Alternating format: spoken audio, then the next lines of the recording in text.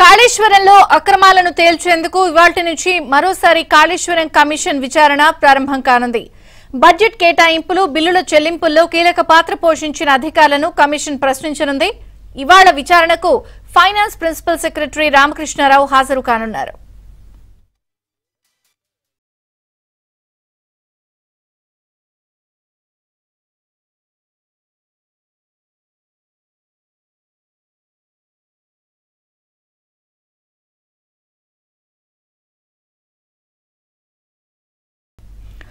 కాళేశ్వరంలో అక్రమాలను తేల్చేందుకు ఇవాల్టి నుంచి మరోసారి కాళేశ్వరం కమిషన్ విచారణ ప్రారంభం కానుంది. బడ్జెట్ కేటాయింపులు, బిల్లుల చెల్లింపుల్లో కీలక పాత్ర పోషించిన అధికారులను కమిషన్ ప్రశ్నించనుంది.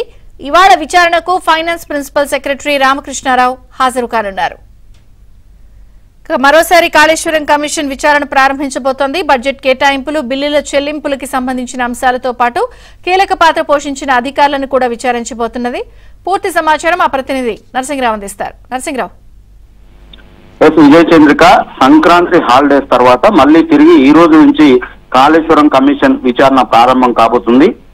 గత విచారణలో హాజరు కానటువంటి అధికారులు ఎవరైతే ఉన్నారో వాళ్ళందరినీ కూడా ఈ దఫా ఇక విచారణ పూర్తి చేయాలని చెప్పే ఆలోచనతో కమిషన్ ఉంది. అందులో భాగంగా ఇప్పటి వరకు విచారణకు హాజరు కానటువంటి ఫైనాన్స్ ప్రిన్సిపల్ సెక్రటరీ రామకృష్ణారావుతో సహా ఫైనాన్స్ విభాగానికి సంబంధించినటువంటి పలువురు అధికారులను ప్రశ్నించాలని చెప్పి డిసైడ్ అయింది. ఆ మేరకు ఈ రోజు విచారణకు రావాలని చెప్పి కమిషన్ వారికి నోటీసులు కూడా ఇచ్చింది. వాస్తవానికి రామకృష్ణారావుకు గత ఏడాది జూలైలోనే విచారణకు రావాలని చెప్పి కమిషన్ నోటీసులు ఇచ్చింది. కానీ అప్పుడు బడ్జెట్ సమావేశాలు ఉన్నాయి, బడ్జెట్ ప్రిపరేషన్ లో ఉన్నందున రాలేదని చెప్పి అప్పుడు సమాచారం ఇచ్చారు కమిషన్ కి. సో ఈ నేపథ్యంలో అప్పుడు ఎగ్జామ్షన్ పొందారు. ఇప్పుడు తిరిగి విచారణకు రావాలని చెప్పి కమిషన్ ఆదేశించింది. సో ఈ నేపథ్యంలో ఈ రోజు ఆయన కమిషన్ ముందుకు విచారణకు హాజరయ్యేటువంటి అవకాశాలున్నాయి.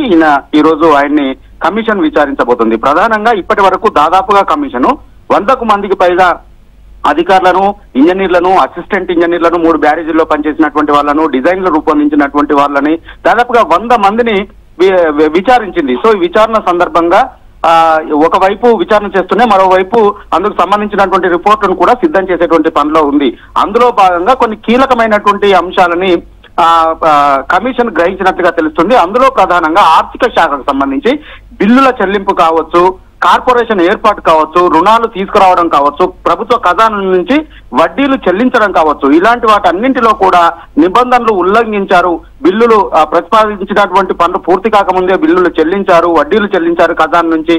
సో వీటన్నింటి విషయంలో కొన్ని ఉల్లంఘనలు జరిగాయనేటువంటిది ప్రాథమిక నిర్ధారణకు కమిషన్ వచ్చినట్లుగా తెలుస్తా ఉంది.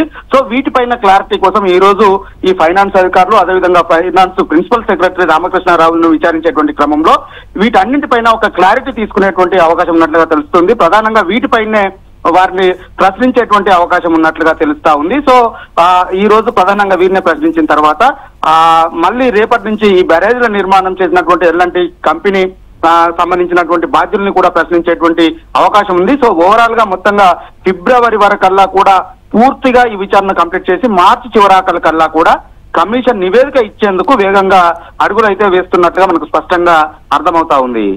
విజయ చంద్రిక. Thank you Narasimharao.